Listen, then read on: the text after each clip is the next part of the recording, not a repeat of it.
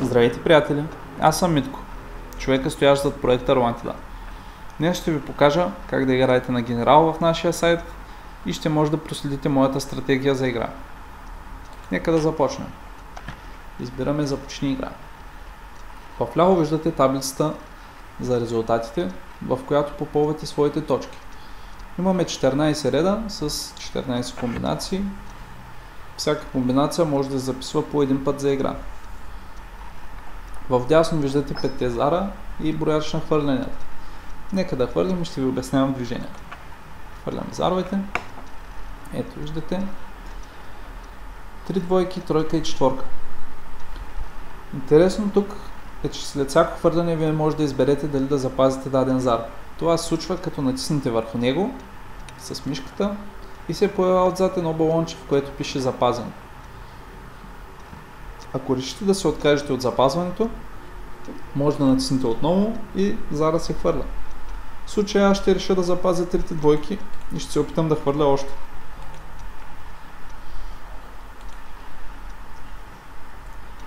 Нямах такъв късмет, но нищо, случва се.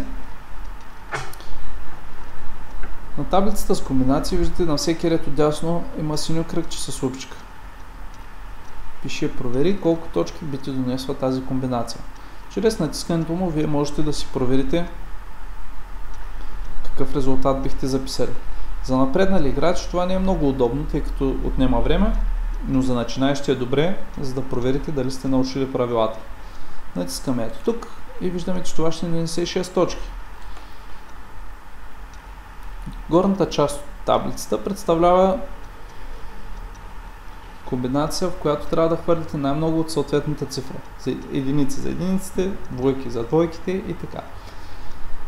Резултата, който се попълва вътре, се пресмята като сбора от съответния зар. В нашия случай 3 двойки, общо 6, записваме на двойки. Хвърляме отново, ще запазим петиците. С надеждата за още, разбира се. Ето 3 петици. Може да ги запишем на петици. Съответно 3 петици са 15 точки. Проверяваме точно така.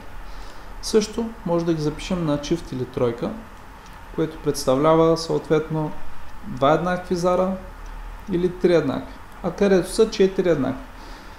За чифт това би ни донесло 10 точки, а за тройка 15. За където само 0, тъй като те са 3, а за нас са ни необходими 4. Ще изберем да ги запишем на тройка. Хвърляме отново. 3 четворки. Супер. За съжаление само толкова. Бих могли да ги запишем на тройка, но там вече сме попълнили петиците. Също така на чифт, но ще ни донесат само 8 точки. Затова избираме да ги запишем на четворки.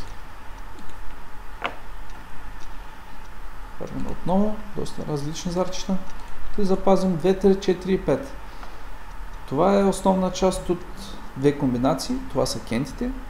Малка кента представлява комбинация на заровете от 1 до 5, а голяма съответно от 2 до 6. Те носят 15 и 20 точки. Ще опитаме за 1 или 6 отново. Но нямаме късмет. Ще изберем да задраскаме единиците, тъй като така или иначе носят много малко точки. Хвърляме отново 4 четворки. Това е супер. Дали ще се падне пета. Но нямаме късмет. Ще ги запишем на каре, тъй като за четворки вече сме попълнили. Случваме 4 четворки, 16 точки. Хвърляме отново тройки. Още 2 тройки. Но отново не можахме да съберем 5 еднакви. Ще ги запишем на тройките. Ще запазя шестицата. Не е толкова добра идея. Не е най-добрата комбинация от зарове, но ще трябва да ги запишем някъде. В този случай може да запишем на петица 10 или на чифт отново 10. Но аз ще избера чифт, защото максимум е 12 и 10 не е чак толкова зле. Хвърляме отново. Различно зарове, ще запазим шестицата. Ето 3 шестици, 4 шестици. Записваме на шестиците 24 точки. Хвърляме отново, ще запазя шестиците и двойките, тъй като за да хвърля комбинацията в фул ще ми трябва само още една шестица или двойка. Тя представлява 3 еднакви с 2 еднакви зара. Ето точно това се случи в момента. Имаме 3 двойки с 2 шестици, което ще ни донесе 18 точки. 18 далеч не е най-добрата комбинация за фул, тъй като максимум е 28, но е много по-добре от 0.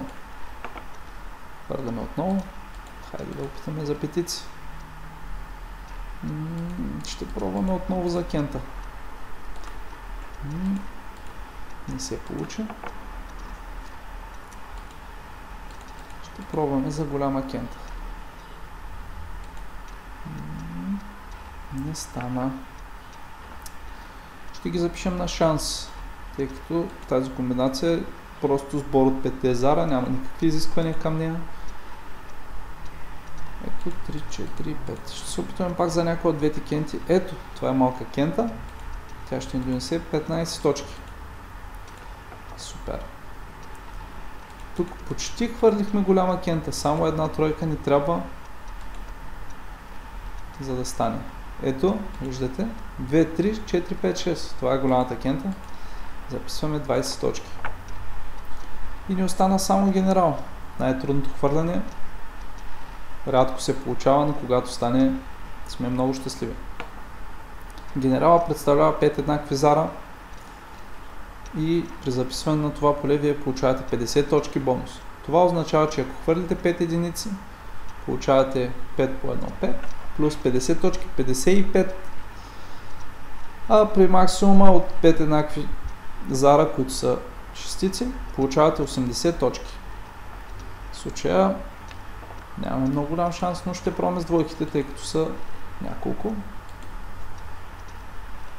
Не, много не успяхме да хвърлим генерал. Ще трябва да запишем 0, но няма какво друго да направим. Остане само това поле. Записваме и с него нашата игра приключва. Виждате съобщение. Вие приключихте своята игра с резултат от 181 точки. Нашите поздравления. Това беше от мен. Надявам се да ви е било полезно. Ако имате някакви въпроси, може да ги задавате на Facebook страницата ни или на имейл admin@klomba.rolantida.com. Благодаря ви.